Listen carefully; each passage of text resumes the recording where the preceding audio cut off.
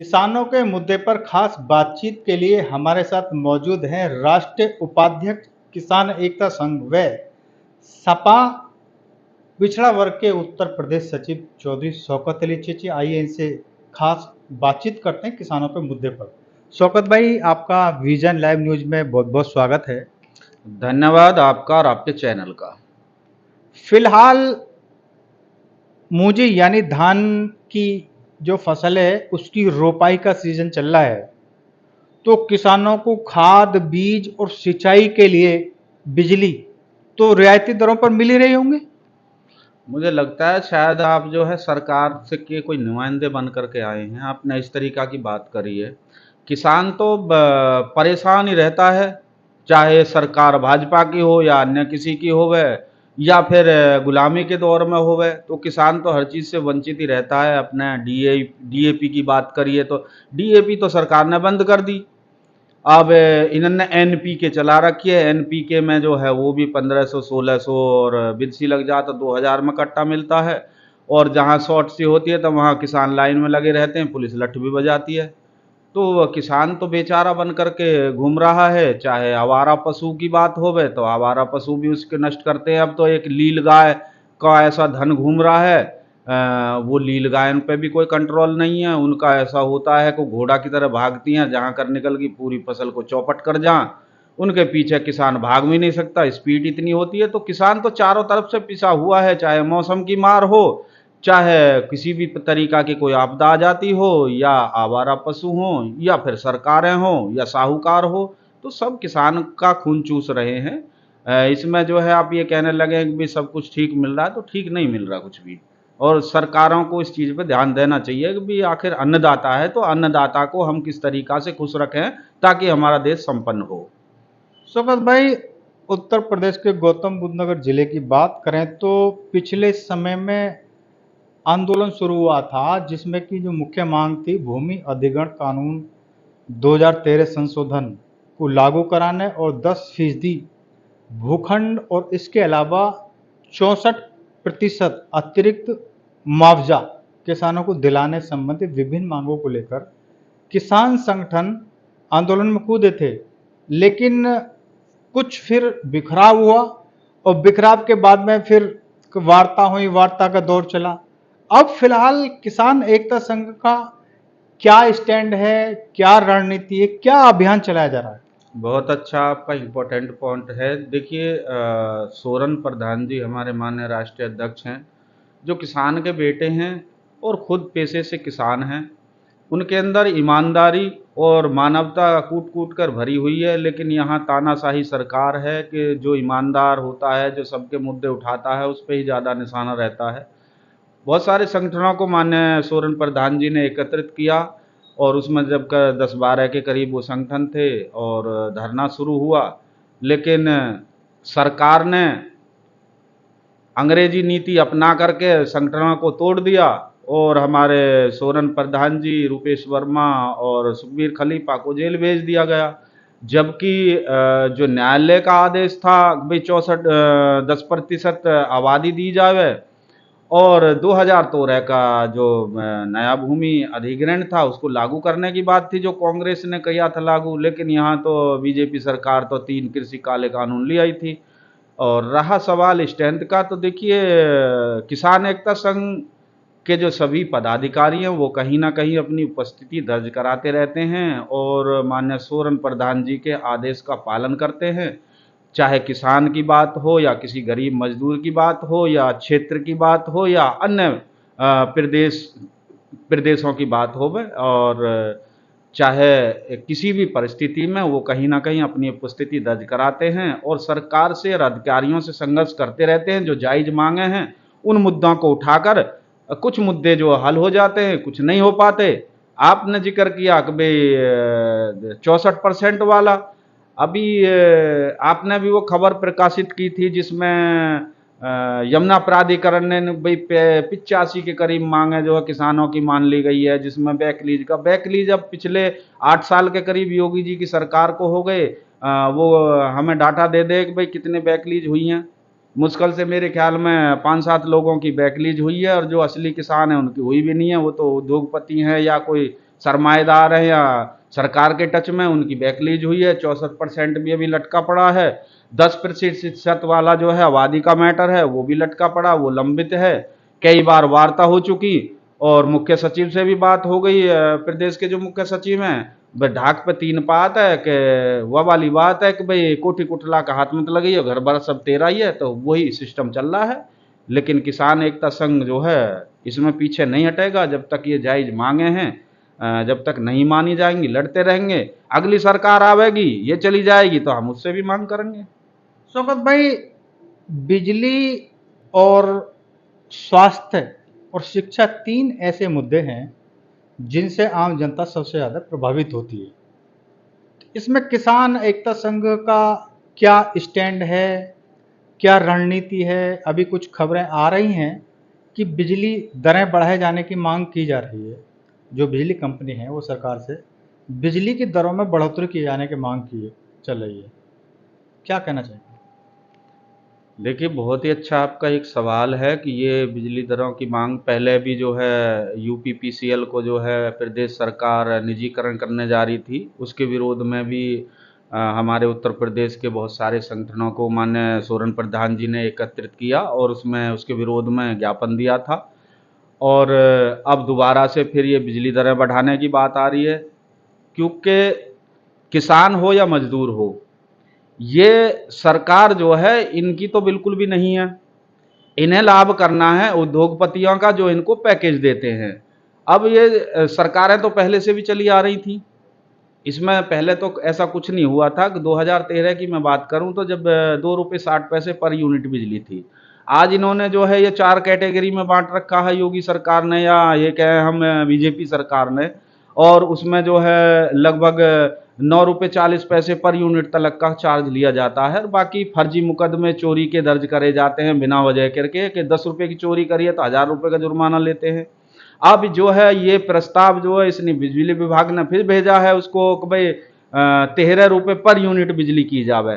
तो इनसे ये मैं पूछना चाहता हूं आपके चैनल के माध्यम से कि जब जो है 5.5 रुपये, 6.5 रुपये, 7.5 रुपये तक की तुम चार्ज ले रहे हो और उसमें सब कुछ मिलाकर 9 रुपये 40 पैसा बैठ रहा, तो 13 रुपये की जब मांग कर रहे हो आप, तो वो कम से कम जाएगा 15-16 रुपये पर यूनिट के हिसाब से।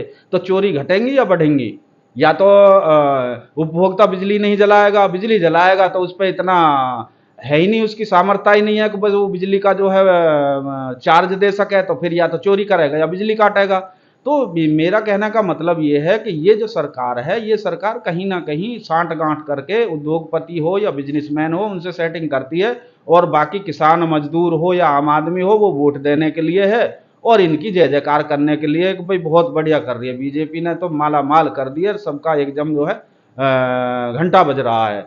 वो बर्बादी का घंटा बज रहा है या फिर जो है वो आबादी का घंटा बज रहा है। अब जो बुद्धिजीवी हैं उनको तो दिख रहा है कि भाई बर्बादी का घंटा बज रहा है, लेकिन अंधभक्तों को दिखाई दे रहा है कि भाई बल्ले बल्ले हो रही है। आपने बात करी है चिकित्सा की, तो यहाँ चिकित्सा की अगर मैं बात करूँ, आप भी गौतम बुद्ध नगर की पावन धरती से आते हैं, आप ही मुझे बता दीजिए वहाँ चिकित्सा का क्या है और अब से पहले क्या था। वहाँ हर तरीका की सुविधाएं थी। यहाँ अगर गौतम बुद्ध नगर की मैं पूरे जिले की बात करूँ तो दादरी में भी यही सिस्टम है, डॉक्टर नहीं है, डॉक्टर है तो वहाँ पे दवाई नहीं है, दवाई है तो वहाँ पे सुविधा नहीं है। एक यहाँ पे हॉस्पिटल है, नोएडा कौन जाएगा भाई नोएडा? तो यहाँ प्राइवेट हॉस्पिटल खुले हुए हैं जो 10 रुपये के माल को जो है 100 रुपये में बेच रहे हैं और 5 रुपये के चार्ज का जो है वो 200 रुपये वसूल रहे हैं। तो यहाँ दुकान खुली हुई है। आपने शिक्षा की भी बात करी है। आपका ये कहना, जो सरकारी जो चिकित्सा सुविधा वो वाकई है चरमराई हुई? पूरी तरीका से चरमराई गई है। अगर मैं बात करूं, आप ठीक है पत्रकार आप नहीं बोल सकते, लेकिन आप अपने सीने पर हाथ रख करके बताएं कि आपकी वही जन्मभूमि है और आप इतने दिनों से वहां से चिकित्सा सुविधा ले रहे हैं। क्या बीजेपी की सरकार में वो सारी चीजें अभी अवेलेबल हैं जो पहले थी? बताइए आप। वहाँ डिलीवरी का सिस्टम हो, वहाँ दवाइयाँ का सिस्टम हो, वहाँ डॉक्टरों का सिस्टम हो या अन्य सुविधा हो, जो जांच की चीज़ हो, बता दीजिए मुझे कितनी परसेंट रह रही हैं। मात्र मेरे ख्याल में 4-5 या 6% होंगी, बढ़ करके 10% होंगी। 90% तो इस सरकार ने ख़त्म कर दी, क्योंकि यहाँ प्राइवेट हॉस्पिटल चलाने हैं जहाँ से पैकेज जाता है सरकारों को। वही 10 रुपये के माल को यानी मेडिसिन को जो है वो 100 रुपये में बेचते हैं। अगर मैं पैरासीटामोल की अगर मैं बात करूं, जो टैबलेट थी 2013 में वो 60 पैसे की आती थी, आज वो पैरासीटामोल की जो टैबलेट है वो 9 रुपये 80 पैसे की आ रही है। मार्केट में आप जा करके देख लीजिए। जो कोरेक्स सिरप था, खांसी का सिरप, वो सिरप जो है 18 से 24 रुपए का था, आता था। आज वही सिरप जो है उसको बंद कर दिया, दूसरा चला दिया, 80 से 120 रुपए आता है। तो ये सब लूटपाट चल रही है। यहाँ किसान मजदूर का मामला तो यहाँ है ही नहीं। लोग समझते हैं कि यहाँ तो जमीन एकबार होगी और पैसा वाले हो गए, अब इन्होंने लूट लूट करके खा लो। ये चीज़ें हैं, तो कोई चिकित्सा का मामला कोई नहीं है। अब बात करेंगे, आप जो है शिक्षा की बात करेंगे, तो शिक्षा का स्तर भी कहाँ है? शिक्षा का स्तर भी यहाँ नहीं है। उत्तर प्रदेश की अगर मैं बात करूं तो भी योगी सरकार जो है 5,000 प्राइमरी स्कूलों को बंद कर रही है।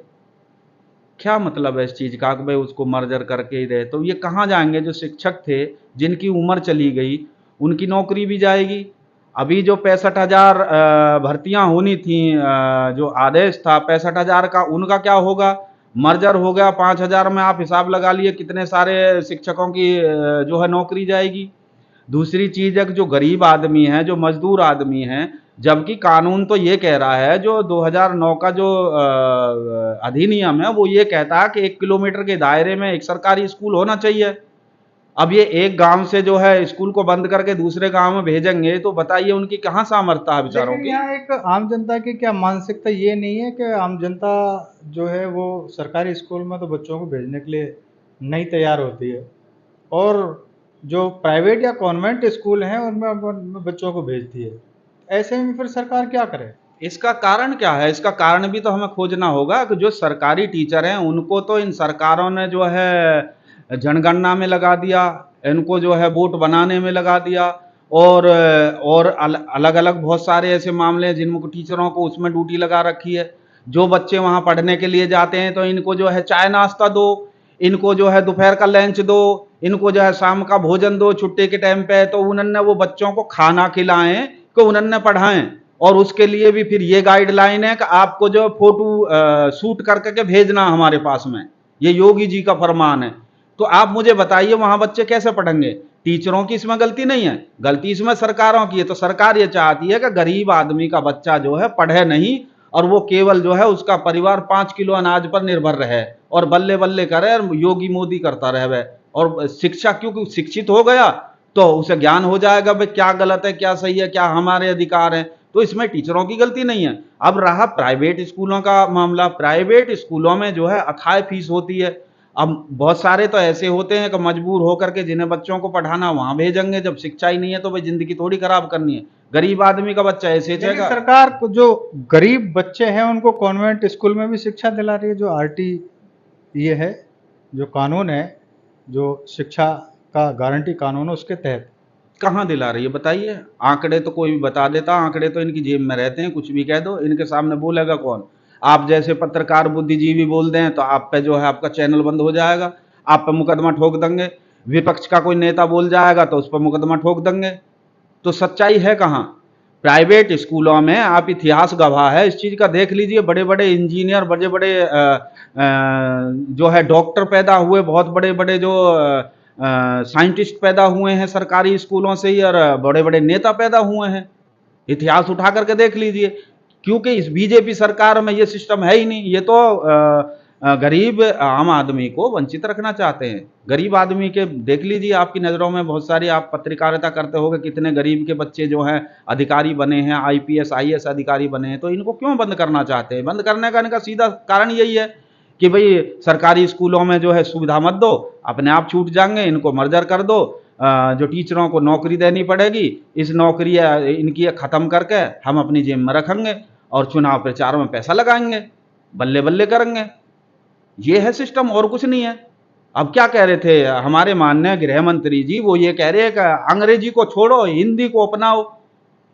मुझे एक बात बताइए, अंग्रेजी कहाँ नहीं है? हर जगह तो अंग्रेजी है, उस पर हिंदी आती है, वो क्या पढ़ेगा?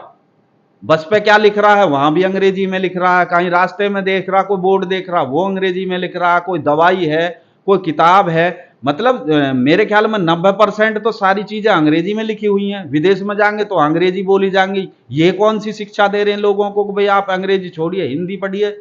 क्या मतलब है इन चीजों का? तो ये चाहते हैं कि भाई हमारे देश का जो है गरीब आदमी या आम आदमी या कोई भी है वो जो है शिक्षित ना हो करके वो अंगूठा छाप बना रहे, और हम इन्होंने जो है 5 किलो राशन देते रहे में, और ये हमें वोट देते रहे, हमारे जयकारे लगाते रहे, देश चाहे भले ही बर्बाद हो जाओ या कुछ भी आबाद हो जाओ, कोई मतलब नहीं है।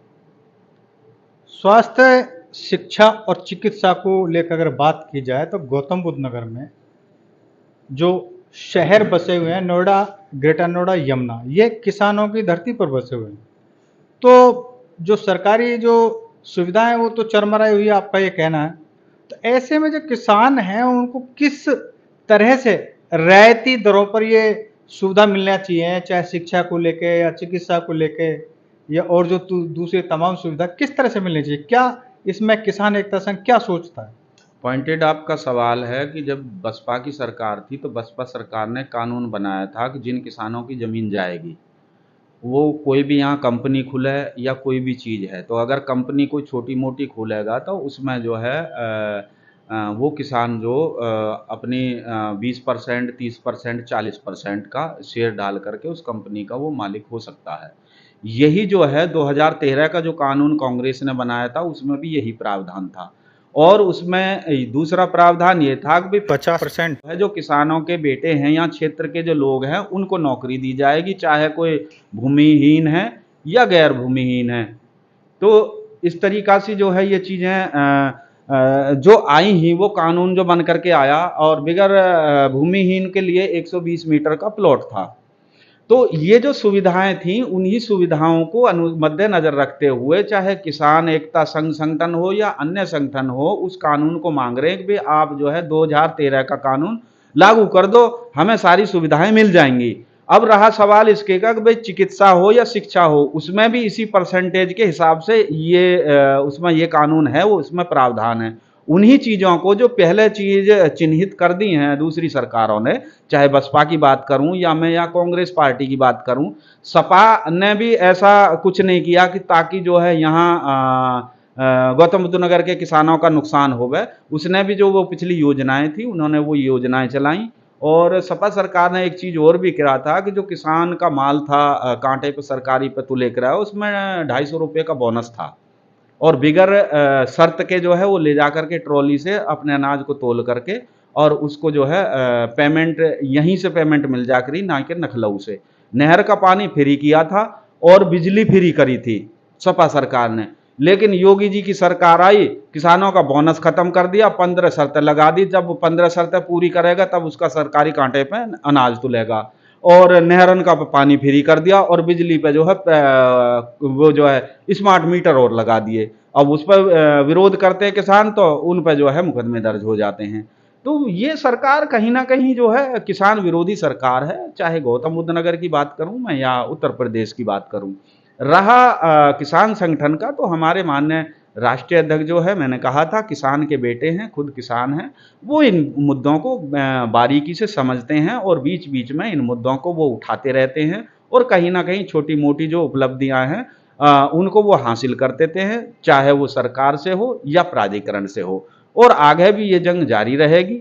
आपने जिक्र किया था कि भाई बिजली के उसमें या इसमें शिक्षा के इस मामले में जो ये प्रस्ताव लेकर के आई है सरकार, इसमें आपका क्या स्टैंड है? तो माननीय सोरेन प्रधान जी का मेरे पास में फ़ोन आया था, उन्होंने कहा था कि भाई आज में या कल में या परसों इन दोनों मुद्दों पे जो है, और सूरजपुर डीएम कार्यालय पे जो है एक मांग पत्र दो कि भाई हम इसका विरोध करते हैं, और अन्य जहाँ जहाँ भी संगठन काम कर रहा है वहाँ सभी किसान एकता संघ के कार्यकर्ता इसके विरोध में जो है ज्ञापन देंगे, और फिर अगर सरकार नहीं मानती है तो फिर आगे की रणनीति तैयार की जाएगी। उसमें कितने संगठन जुड़ेंगे वो एक अलग विषय है। शौकत भाई, अंत में आप क्या संदेश देना चाहिए किसानों को? मैं किसानों के लिए, सभी देशवासियों के, जितने भी हमारे देश के अन्नदाता हैं, सबके लिए मेरा यही एक संदेश है कि एकता और जागरूकता भाईचारा ही तरक्की का रास्ता है, झूठ, गुमराह, नफरत, बर्बादी का रास्ता है। हमें अपने अधिकारों के लिए समुद्र की गहराई में गोता लगाने की ज़रूरत है, ना कि हम किसी के भ्रम में पड़ें, क्योंकि गोदी मीडिया देखना छोड़ दें। विजम लाइव जैसे पत्रकार, रवीश कुमार जैसे पत्रकार और अभिसार शर्मा जैसे पत्रकार, प्रसून वाजपेयी, अनेक तरह के ऐसे पत्रकार हैं कि जो सच्चाई को उजागर करते हैं और उनकी बातों में दम होता है। ऐसे चैनलों को देखें, ऐसे चैनलों पे ही अपना इंटरव्यू दें। और मैं ये भी कहूँगा कि जो विपक्षी पार्टियां के प्रवक्ता जाकर के टीवी पे बैठ जाते हैं और मुर्गा की तरह लड़ते हैं, इससे कोई लाभ नहीं है। उनको भी समझना चाहिए कि भाई किसान, मजदूर या सभी देशवासियों के हक में वो जनता के बीच में जाएं और जनता के जो ज्वलंत मुद्दे हैं उनको समझें और उनको उठाएं, क्योंकि आज की डेट में हर आदमी के हाथ में टीवी है, ना कि ये नेशनल चैनल। इन नेशनल चैनलों की तो टीआरपी बढ़ रही है और बीजेपी को ये लाभ पहुंचा रहे हैं, इससे ज़्यादा कुछ नहीं है। हमारे सोरन प्रधान जी, जो हमारे राष्ट्रीय अध्यक्ष हैं, वो भी इसी बात को कहते हैं कि भाई टीवी चैनल देखना बंद कर दो और सोशल मीडिया पे जो यूट्यूब चैनल चल रहे हैं, जो निष्पक्ष पत्रकार हैं, जो सच्चाई को उजागर करते हैं, उनकी टच में रहो। या अपने फ़ोनों में भी, आपके फ़ोन जो है वो भी एक टीवी है, उसमें अपनी बात रखो और जनता को शेयर करो। स्वागत भाई, विजय लाइव न्यूज़ से बात करने के लिए आपका बहुत बहुत धन्यवाद। धन्यवाद आपके और आपके चैनल का। मैं आशा करता हूं कि आपने जो मुझसे सवाल पूछे हैं ये सरकार तक और बुद्धिजीवियों तक आवाज़ आपके माध्यम से ज़रूर जाएगी और सरकार इस पर कहीं ना कहीं ठोस निर्णय लेगी कि ये गंभीर मुद्दे हैं, इन पर वो ज़रूर फोकस करके और अपने दोनों प्रस्तावों को ये रद्दी की टोकरी में डालेगी और जनता की भलाई में सोचेगी। और मैं आशा ये भी करता हूं कि आपका चैनल बुलंदियों को छुए और ये भी मुझे विश्वास है कि आप जो भी मुद्दे उठाते हैं वो सारे के सारे इंसाफ के मुद्दे होते हैं, जो सवाल आप पूछते हैं। और अच्छे नेताओं के पास भी आप जाते हैं, लेकिन कुछ चापलूस नेताओं के पास भी जाते हैं, लेकिन उनसे भी आप जो है निष्पक्ष सवाल पूछते हैं और सीना ठोक के सवाल पूछते हैं कि जो जनता की भलाई में काम आने वाले मुद्दे हैं। मैं आशा करता हूं आपका चैनल ऐसे ही आगे बढ़ता रहेगा। तो ये थे किसान नेता चौधरी शौकत अली चेची। इनका ये साफ कहना है कि चाहे बिजली का मुद्दा हो, चाहे शिक्षा का मुद्दा हो, चाहे चिकित्सा का मुद्दा हो, ये इस तरह से ज्वलंत मुद्दे हैं। इनसे आम जनता के साथ में किसान भी बहुत प्रभावित होता है और इनका ये साफ कहना है कि इन तमाम मुद्दों को लेकर किसान एकता संघ जल्द ही गौतम बुद्ध नगर में एक धरना प्रदर्शन करेगा और मांगों के संबंध में एक मांग पत्र मुख्यमंत्री के नाम संबोधित डीएम को दिया जाएगा, ताकि इस तरह की जो समस्या है इनका निस्तारण किया जा सके।